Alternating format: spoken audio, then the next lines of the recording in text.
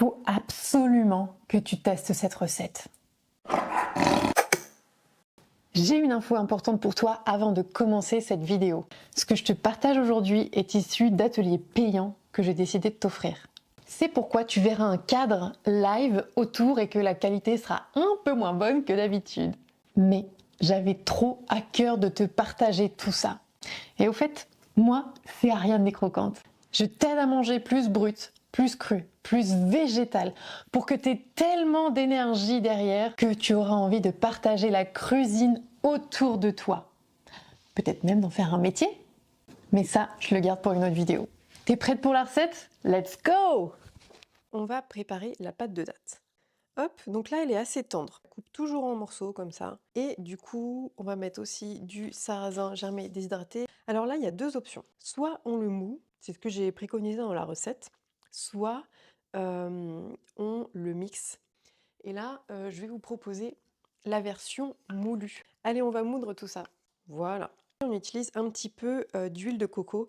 Alors j'ai mis dans la recette liquéfiée, donc plutôt fondue, mais en vrai, ça marche aussi si elle n'est pas liquéfiée, ça marche si on a un bon robot.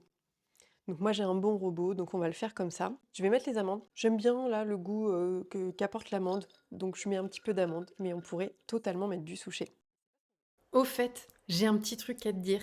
Si tu as envie de retrouver cette recette avec toute la liste d'ingrédients, mes notes, mes conseils, je t'invite à cliquer sur le lien ci-dessous. Tu vas accéder au grand répertoire avec toutes les recettes crues que je partage gratuitement à ma communauté.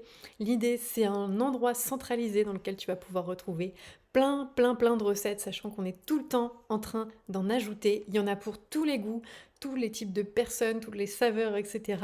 Tu vas y retrouver la recette que je suis en train de te transmettre en ce moment et plein d'autres recettes qui sont détaillées avec toutes les étapes, tous les ingrédients. Et tout ça, c'est cadeau. C'est ce qu'on veut. Ok, alors je continue sur ma base. Alors j'utilise principalement la fonction pulse, donc c'est-à-dire que j'appuie pendant 1 seconde à peu près, et après j'arrête d'appuyer.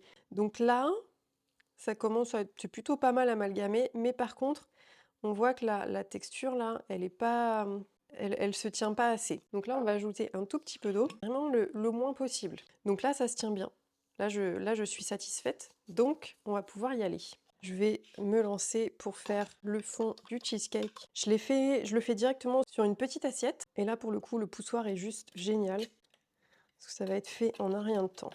Et fond de cheesecake au frigo. On va faire notre appareil à la framboise. On a besoin de faire liquéfier du beurre de cacao. Voilà, donc je le fais fondre comme ça. Alors, du coup, je prends mon blender et à l'intérieur, je vais mettre... donc j'ai fait tremper du coup des graines de tournesol. Je les égoutte et je les rince.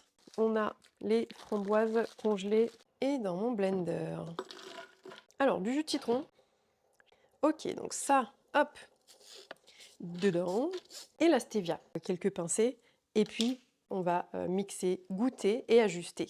On va utiliser une poche à douille qui n'est pas obligatoire, on peut largement faire sans. On va préparer l'intérieur de notre insert. Et on va faire ça avec, du coup, j'ai pris des groseilles. Voilà, donc les belles groseilles du jardin, j'ai déjà tout récolté. Et je vais remettre quelques framboises parce que c'est carrément facile. Et du coup, un petit peu de balsamique. Voilà. Alors, j'écrase un tout petit peu pour que ce soit pas que des petits morceaux de fruits. On va faire l'assemblage. Là, je prends un cercle à pâtisser et je vais le mettre au milieu. Et je vais venir mettre l'insert dedans. Alors, la poche à douille, on va pouvoir venir remplir sur le côté. Et là, une fois qu'on en a mis pas mal, on peut venir enlever ça et du coup venir remplir par-dessus. Et après, on peut juste venir prendre une cuillère.